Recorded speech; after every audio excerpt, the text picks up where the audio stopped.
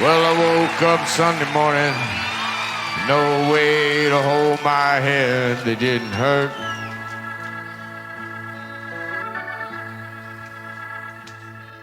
And the beer I had for breakfast wasn't bad, so I had one more for dessert.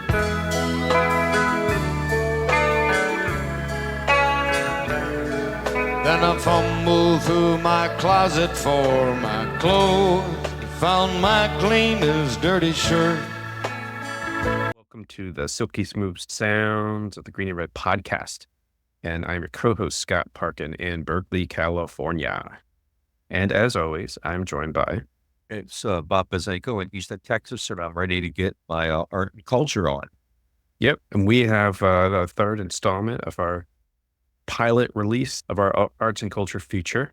By now, you've watched our Mad Men episode, you've watched our Milagro Beanfield episode, and we're wrapping it up with a homage to a outlaw country superstar, but also a superstar activist, Kris Kristofferson, who just passed away last week. And I will say that on the Green and Red podcast, we've done a number of episodes on country music and politics. We've talked with Mark Allen Jackson. We've talked with Mike Foley, who's a professor and friend of ours, a scholar on music and politics. And so this fits in with that theme. But we're going to be talking about the late, great Kris Kristofferson in today's episode. It's also appropriate because I believe yesterday was the anniversary of Woody Guthrie's death. And I think Kris Kristofferson fits nicely into kind of the spaces that Woody Guthrie, among others, have created in American cultural politics. He's worth being mentioned in the same name as Woody Guthrie. You can't say that about very many people. So, and what I'll say about Kris Kristofferson, what I'll say about country music is that there was this period where country music was extremely progressive, even radical. There's a lot of working class politics. There's a lot of solidarity with Blacks and Native people. There's a lot of anti-war sentiment. Even if it's conservative, there's still there is this anti-war, anti-establishment sentiment that comes out of country music, particularly outlaw country music. Kris Kristofferson was at the forefront of that. I'm just going to say, just to pitch something we've done. We talked to Mike Foley a few times, but one of them was specifically about Johnny Cash. He'd written a book about the politics of Johnny Cash. And it fits really well in with this too. So I think just to let people know, and we'll put that in the show notes, the Mike Foley interview about Cash, which really is appropriate. And it should also be noted that Kris Kristofferson was mentored by Johnny Cash, and they were quite close. Of the Highwaymen supergroup, Kris Kristofferson was probably closest with Johnny Cash and June Carter Cash, Johnny's wife. Yeah. Just a little bit of a background on Kris Kristofferson. He was the son of an Air Force general. He was born in Brownsville, Texas. He was a military brat, which lived in many different places. He was a college athlete. He played rugby, he ran track, he played football. He was as a college athlete on the cover of Sports Illustrated in the late 50s. He went to Pomona. Yeah, he was. See, they even surprised Bob Bazenko today. There you go. He went to Pomona College here in California. He mostly grew up in the Bay Area. He grew up in a town near San Francisco called San Mateo. He also was a Rhodes Scholar where he studied English Lit. And when he finished that grad program or whatever at Oxford, he had options of being an English professor, but instead decided to go to be a country music songwriter. And he was professor at West Point. An English professor at West Point. It should also be noted that he was in the Army for 5 years. He was a Ranger. He was a helicopter pilot. I think he achieved the rank of captain. So he's also a veteran. And then he went to Nashville and became a songwriter. And then there's a great quote, which I think Bob is going to read from Bob Dylan about Kris Kristofferson and the Nashville songwriting scene.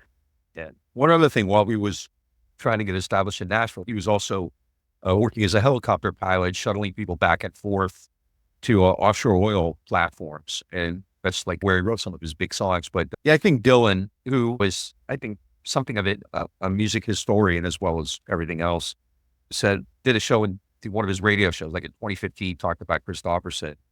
And he was talking about country music. And Dylan has a foot in country music too.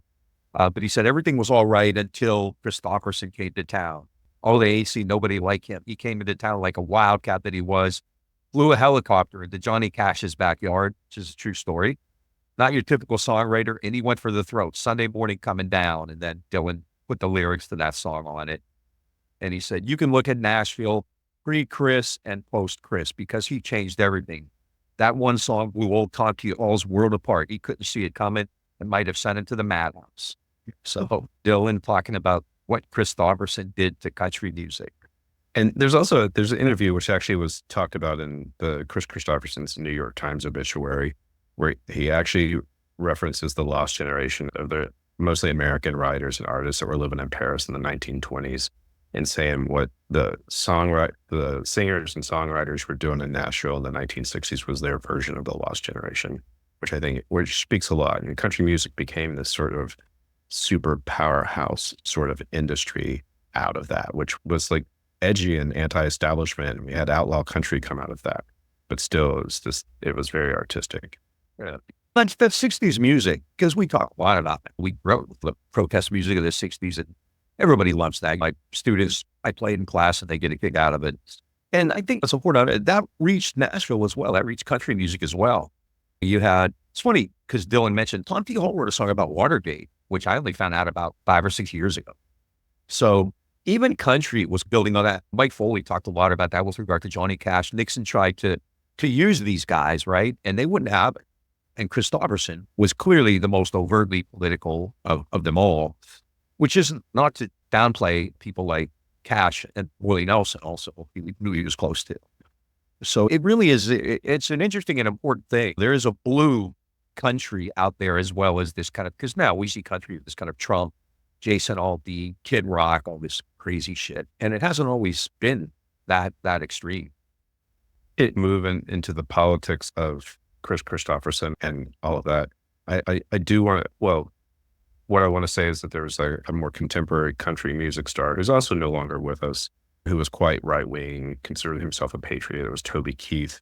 And then there's the famous story about where they were playing maybe at Willie Nelson's 70th birthday, and Toby Keith came to the backstage, and it was like a big gathering of rock and country music superstars, including Johnny Cash and Waylon Jennings. And Toby Keith told Kris Kristofferson to keep the left-wing shit to himself, of which like Kristofferson erupted at Toby Keith, and Kris Kristofferson, being a veteran, asked him if he'd ever served a day in his life, if he ever killed someone, if he'd ever taken a paycheck for doing his duty for his country, of which Toby Keith could not say yes.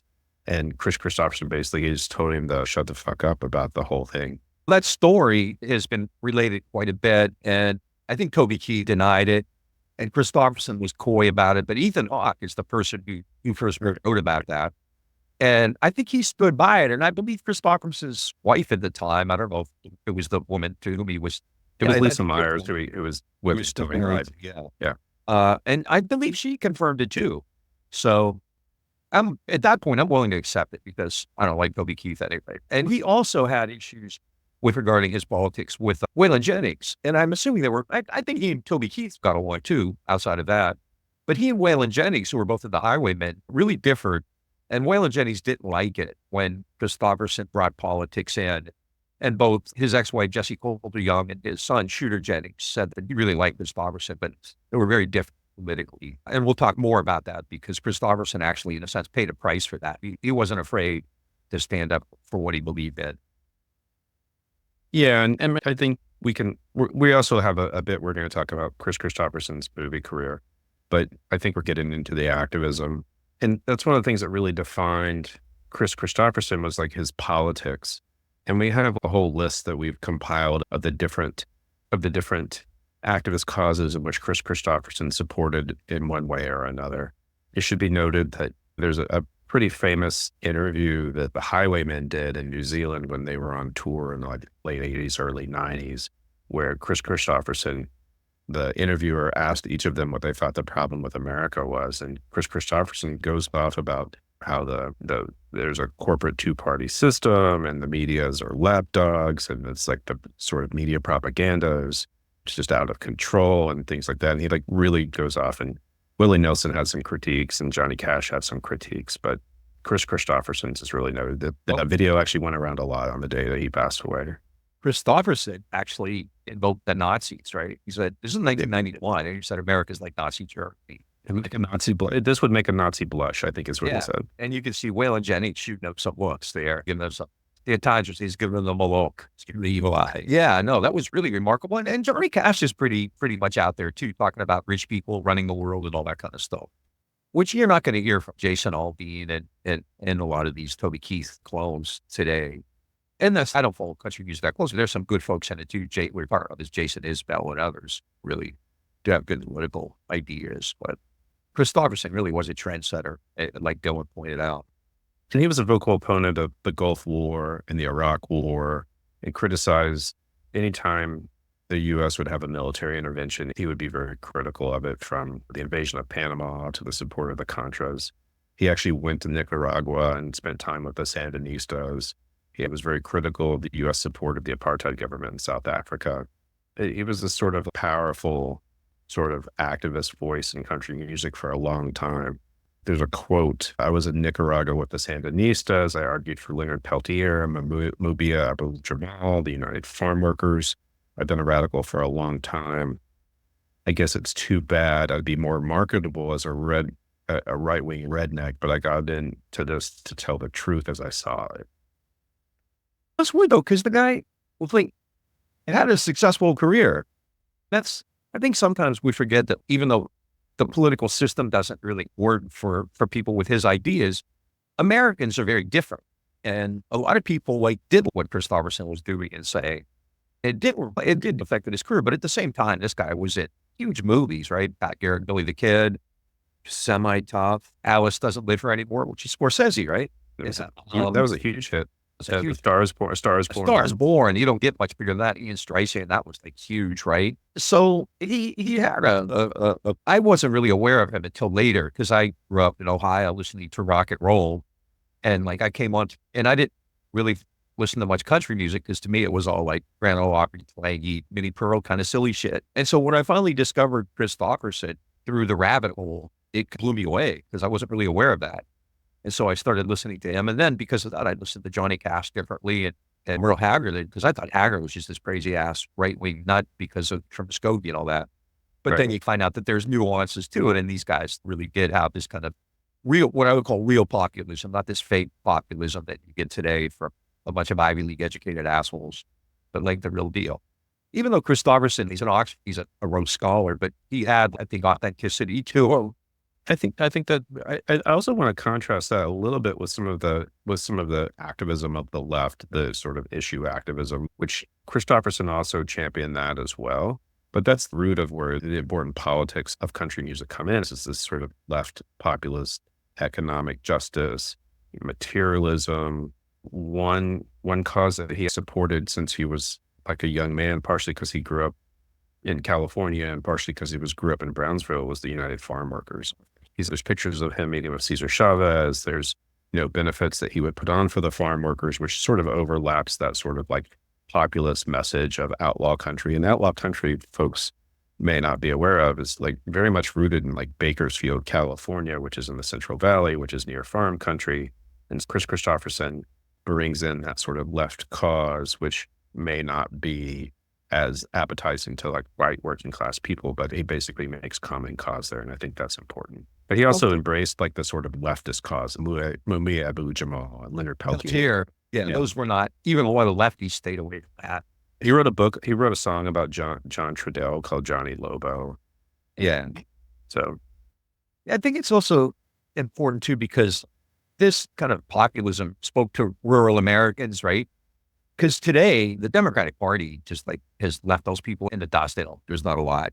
I guess they make some overtures to that, but there was no reason for rural Americans to become like these right-wing conservatives, right?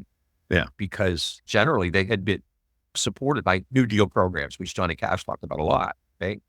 And I think Kristofferson understood these folks, these were hardworking, good people who were left aside.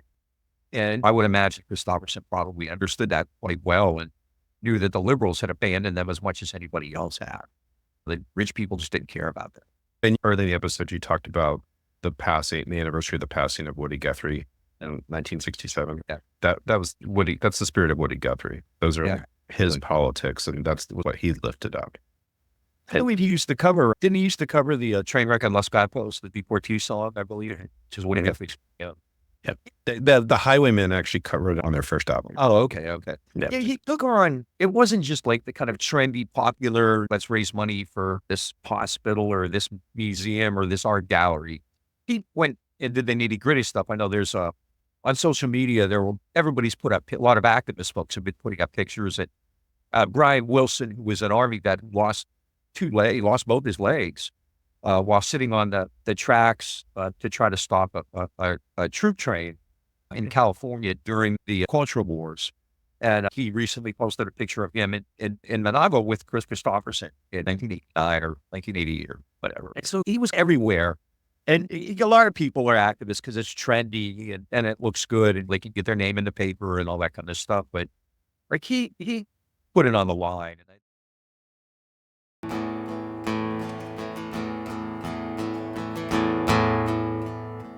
Sandinista, you can hold your head up high. You have given back their freedom. You have lived up. Famous episode occurred. It connected to Bob Dylan at Dylan's 30th anniversary, right? Why don't you tell that story?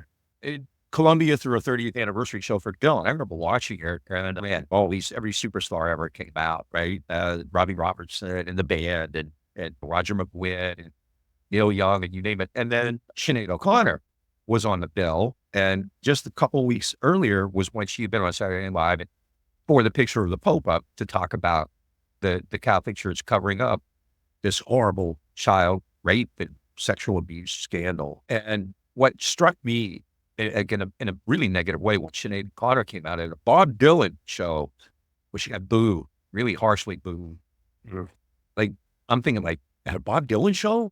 That kind of, and Kris Kristofferson just went over, and you can see him put his arm around her, whisper something in her ear. And I forget what she was going to sing. She was going to sing a Dylan song, but she just decided to be defiant and sang the Bob Marley song War, which she had sung on Saturday Night Live 2 weeks earlier. And then Kristofferson, it turned out later, it said, "Don't let the bastards get you down." Right. He had her back. And didn't he write a song about her eventually? Yeah, I think so.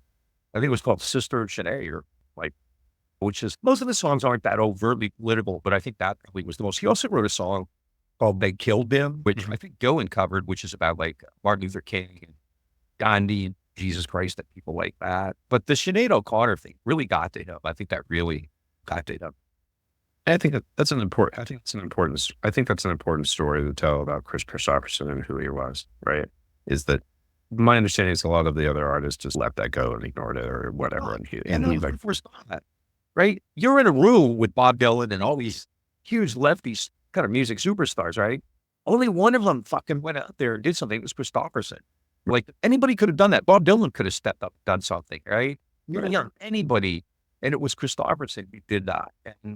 And at the time, he was perceived as this big kind of, he's the country singer. He and Sinead O'Connor are very different, right? They come from very different genre and different worlds. And yet Kristofferson didn't hesitate. And that means a lot. In circumstances like that, I think a lot of people just step aside, just pretend they don't see it, that they look down at their shoes or whatever. And he did.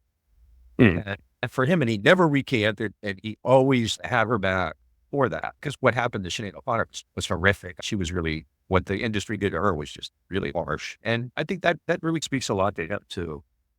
It had a pretty detrimental effect on the rest of her life, from what I understand. So Sinead O'Connor, yeah, I think it did affected her mentally.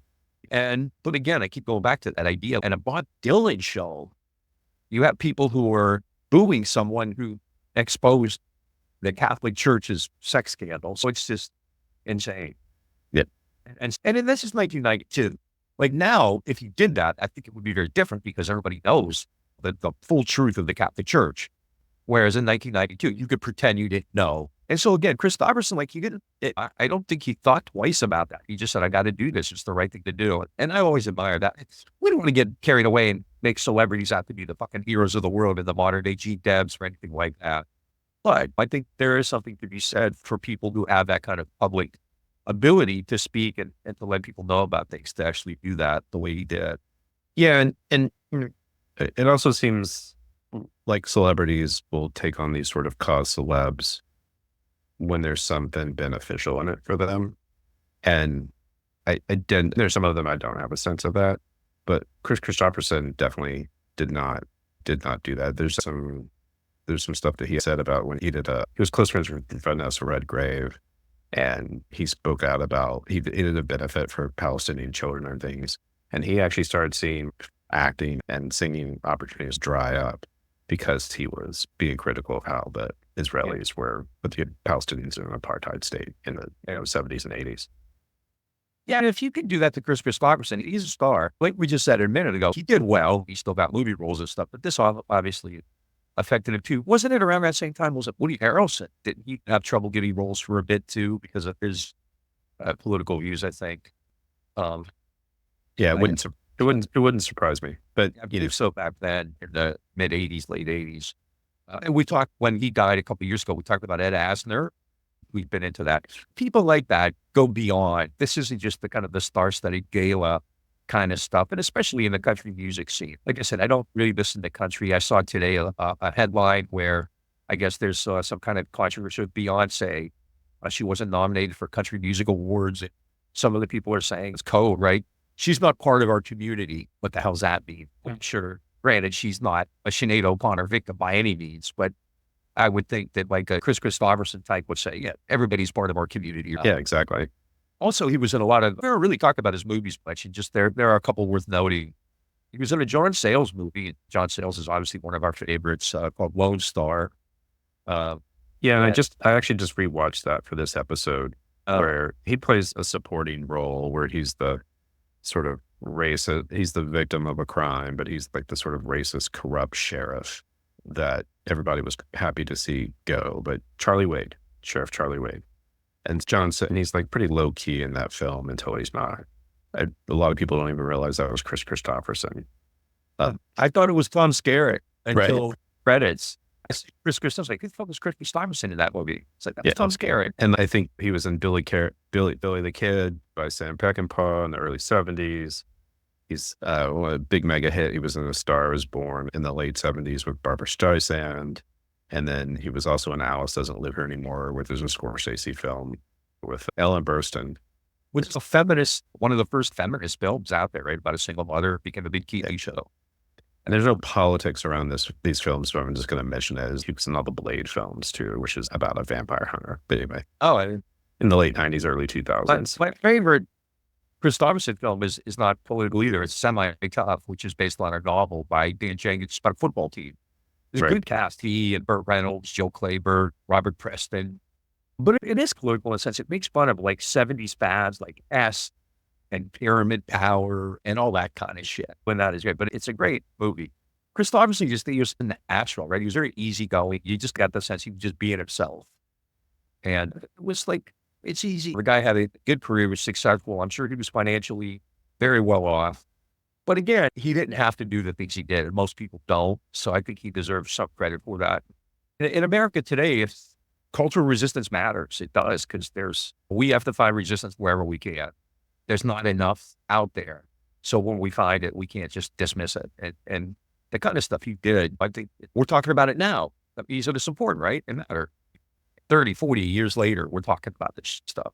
Yeah, the raising of the political consciousness, which is why we are doing this series. We've done a lot of pop culture shows in the past, but we're trying to be a little bit more intentional about it at this point. But that's why we have this series, is to talk about the sort of consciousness level raising, like politics and activism that people like Kris Kristofferson did, or they did on Mad Men, or they did in Milagro Beanfield War. Yeah, it's not everybody is going to have the great luxury to sit on a history class or to work with you organizing a protest. You get education wherever you can, and cultural resistance. I just last week talked about the 1930s and spent a lot of time talking about Woody Guthrie and John Steinbeck and stuff like that. Because for a lot of people, that's their first introduction. I remember in the 80s, a lot of people I know would start talking about Central America and play Jackson Brown's song, Lives in the Balance.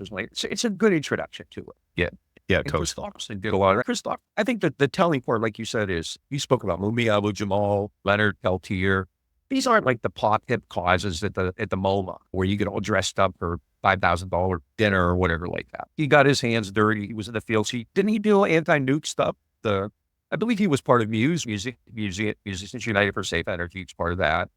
He got arrested at the Nevada test site. I forgot to mention that. With Martin Sheen and the first founder, Mike Roselle, and things like that. I saw pictures. Roselle put those up. It was a life. He led a life worth living, a life worth remembering. When you can't say that about a lot of people. What do we even think about Toby Keith 20 years from now? Toby Keith, yeah, he's a Trump guy. When we talked about his music, we didn't talk about probably the most famous song that he wrote, which no one knows that he wrote, which is Me and Bobby McGee. Yeah. Which was made popular by Janis Joplin, who Kristofferson knew and had a relationship with. But there's political overtones in that film. But as I was looking through stuff about Kris Kristofferson, there was a thing about what he wanted on his tombstone, which I don't know if they'll put it on it or not, but it was written by Leonard Cohen. And it says, like a bird on a wire, like a drunk in a midnight choir, I've tried in my way to be free. And that's what a lot of this is about. It's about freedom, right? And freedom's just another word for Freedom's just another his most famous line. Yeah. I think that speaks volumes. He spoke Sunday morning coming down. That's one of the saddest goddamn songs you're ever going to hear in your life. You can't listen to that and not get shook up. I'll get a little tear in your eye or something like that. Also a song that very few people know that he wrote, but it was the number one hit for Johnny Cash. For Cash, yeah. Yeah, his songs were covered by everybody. Help Me Make It Through the Night. Just tons of like stuff that I wasn't even aware of until recently. Last week I read this. Oh, I didn't know he did that. No, just a really legendary figure, a really stand-up human, great artist, great actor, great musician. And yeah, he eventually write a song called Don't Let the Bastards Get You Down. Yeah, I believe you did. I think we're going to wrap it there. Folks, you've been listening to our arts and culture feature, talking about Kris Kristofferson and the politics of Kris Kristofferson. If you like what you hear, and check us out on Facebook, Instagram, and Twitter. If you're watching this on YouTube, hit the subscribe button.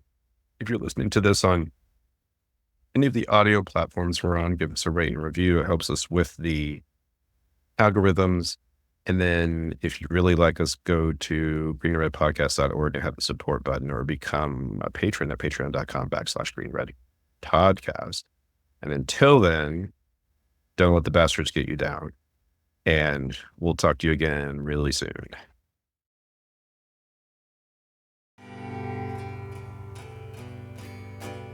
Righteous killing in the name of freedom. We've been down that sorry road before. They let us hang around a little longer than they should have. It's too late to fool us anymore. We've seen the ones who kill the ones with vision. Cold-blooded murder right before your eyes. Today they hold the power and the money and the guns. It's getting hard to listen to their lies. And I just gotta wonder what my daddy would have done if he'd seen the way they turned this dream around. I gotta go by what he told me. Try to tell the truth and stand your ground. Don't let the bastards get